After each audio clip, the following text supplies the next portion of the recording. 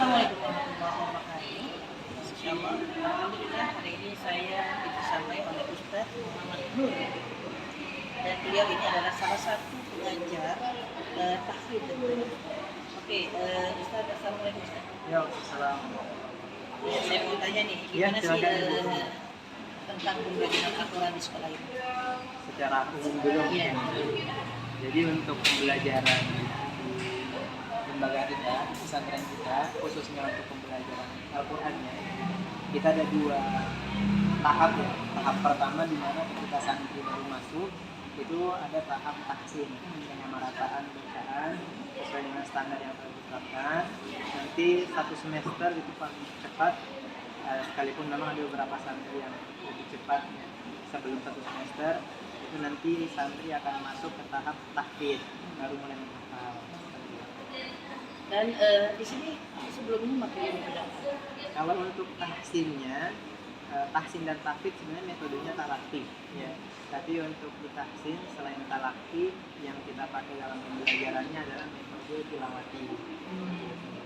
Kalau untuk yang tahsinnya secara talaqi langsung setoran. Oke. Kalau menurut Ustaz nih, dengan mengundang metode Rizwan, apa sih yang menjadi latar belakang dari pondok pesantren ini? Satu sekalipun kita sudah punya metode tilawati mungkin Bu.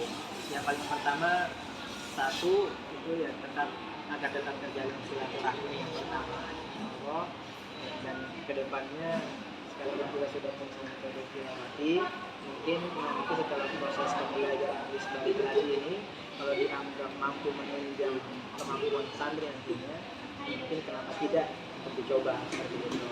Tentu kan setelah batasan masing dan video kegiatan ini. Dan di metode tilawati sendiri memang tidak ditekankan untuk menulisnya ya, hanya memang fokus ke bagaimana membacanya. Kalau menurut Ustaz, kalau penulisan ini penting nggak kita belajar? Oh ya, tentu penting ya terkait dengan penulisan ayat atau ayat Al-Quran atau apapun nanti bentuknya dalam literatur bahasa Arab ya, karena yang bisa membaca kan pasti sudah bisa nulis, begitu pun kebalik ya, nulis dia bisa membaca kayak gitu. Jadi sangat-sangat penting ya. Pun di pesantren kita kalau untuk tulis menulisnya itu memang tidak diterapkan di proses tahsinnya, hanya saja di proses KBM formal ketika kelas ya, pelajaran bahasa Arab imla.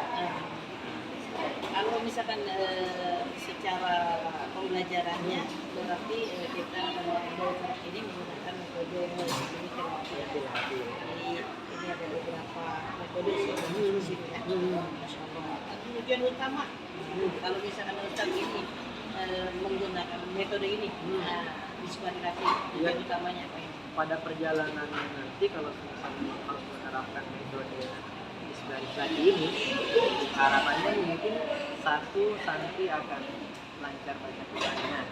Yang kedua, pasti seiring berjalannya waktu selain lancar baca Qurannya juga bisa menulis. Karena tadi setelah saya lihat di jam belajarnya, review sejenak itu ternyata selain baca Al-Quran juga ada latihan menulisnya. Bahkan penamaan metodenya juga isbah itu ternyata diambil dari dua suku kata ya, dua kata, tulis dan baca. Oke, Masya Allah. Tadi sempat sudah melihat ya perjalanan Iya betul. pembelajaran Iya. itu, makanya dengan penulis ke 40